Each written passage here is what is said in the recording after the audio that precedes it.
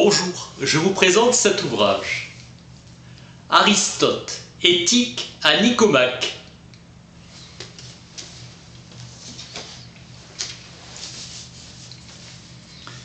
Œuvre sévère, exposé systématique, souci de rattachement des faits aux principes. Toute action tend vers quelque bien, et le bien est ce à quoi toutes choses tendent. La richesse n'est pas le bien que nous cherchons. Préférence à la vérité. Le souverain bien est quelque chose de parfait. Nous choisissons toujours en vue du bonheur. Le bien parfait se suffit à lui-même. L'homme est par nature un être politique, social selon Hannah Arendt. Activité de l'âme conforme à la raison. C'est la fonction d'un homme vertueux d'accomplir cette tâche et avec succès.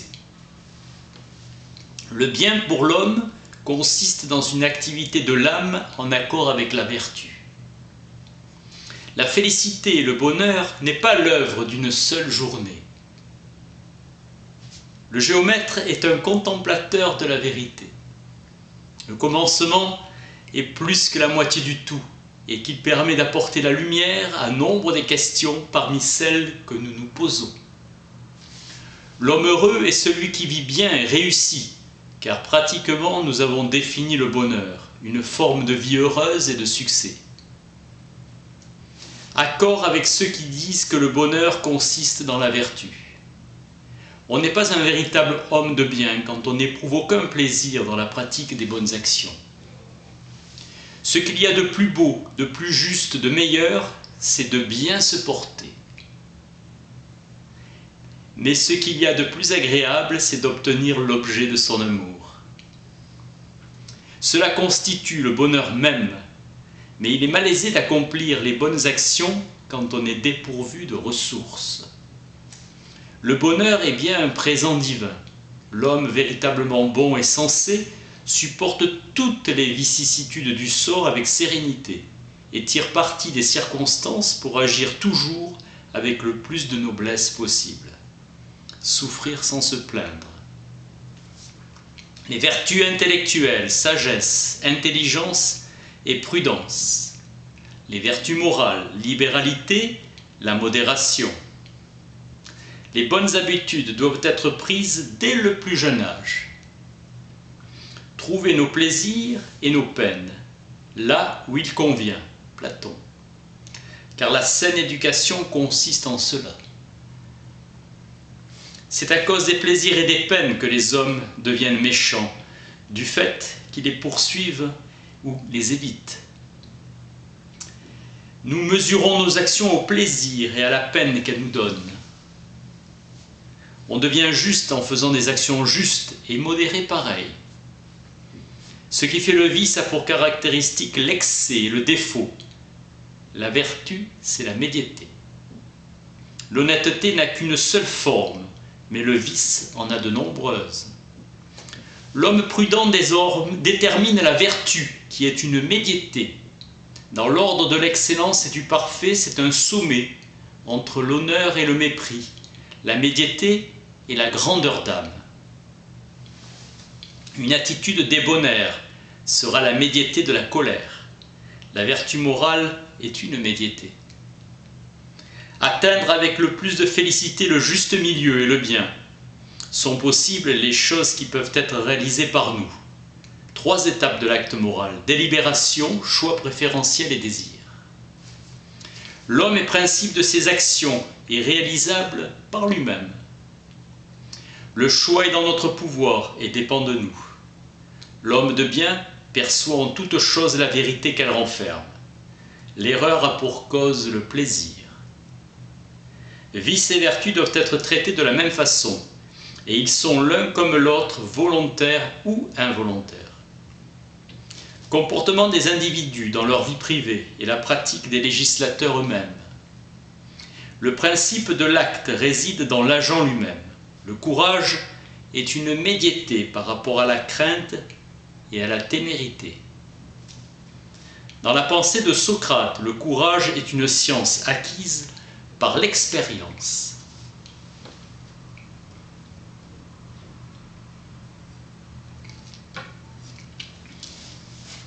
La modération est une médiété par rapport au plaisir. L'appétit naturel est seulement satisfaction d'un besoin. Au-delà, cela est blâmable, car c'est un dérèglement. Prodigalité et parcimonie sont des excès en matière d'argent. La libéralité est le bon usage de l'argent, généreux avec les gens qu'il faut. L'homme magnanime est celui qui se juge digne de grandes choses, et en est effectivement digne, c'est un homme parfait. C'est un homme de bien avec une grandeur d'âme. Il n'a ni ressentiment et ne fait pas de commérage, voix lente et gestes posés, pas d'agitation. C'est un esprit qui se suffit à lui-même. Le contraire est un homme pusillanime, un vaniteux. La douceur est une médiété par rapport à la colère. C'est le fait d'homme de tact de dire et d'écouter seulement les choses qui s'accordent avec la nature, de l'homme vertueux et libre. Le juste milieu, c'est l'homme d'esprit à la différence du bouffon ou du rustre. La modestie, au contraire, est une sorte de crainte de donner une mauvaise opinion de soi. C'est en faisant acte de justice que tu deviens juste. C'est dans l'exercice du pouvoir que l'homme montre sa capacité à réaliser le bien commun. La justice réalise le bien du prochain plutôt que de celui qui l'exerce. La justice est l'universalité des vertus. La justice est distributive, réparatrice et proportionnalité. L'action juste est un moyen entre l'injustice commise et subie. La justice est une médiété.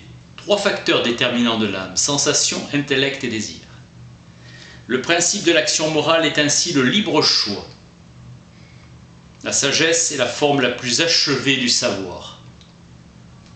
La prudence et le caractère vertueux vont toujours ensemble. Capacité de faire le bien, le plaisir détourne de la peine.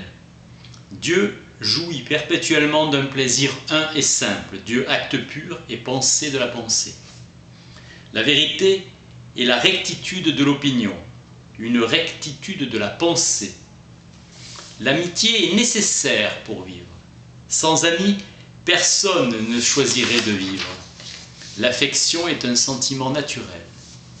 La parfaite amitié est celle des hommes vertueux et qui sont semblables en vertu.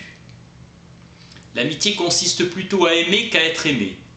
3 choses donnent du plaisir: l'activité du présent, l'espoir du futur, le souvenir du passé. Le souvenir des choses nobles et agréables, la beauté morale de l'action. Un ami vertueux est naturellement désirable pour l'homme vertueux. Agir selon la vertu même avec des moyens médiocres. Anaxagore pensait que l'homme heureux n'est ni riche ni puissant, et il ne serait pas étonné qu'un tel homme apparaisse à la foule sous un aspect déconcertant. La foule jugeant par les caractères extérieurs, qui sont les seuls qu'elle perçoit. La vérité se discerne dans la manière de vivre.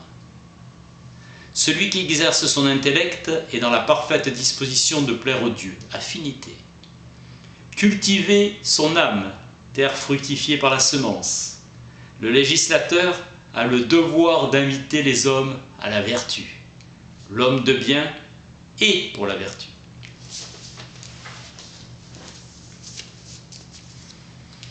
Aristote, éthique à Nicomaque. Merci.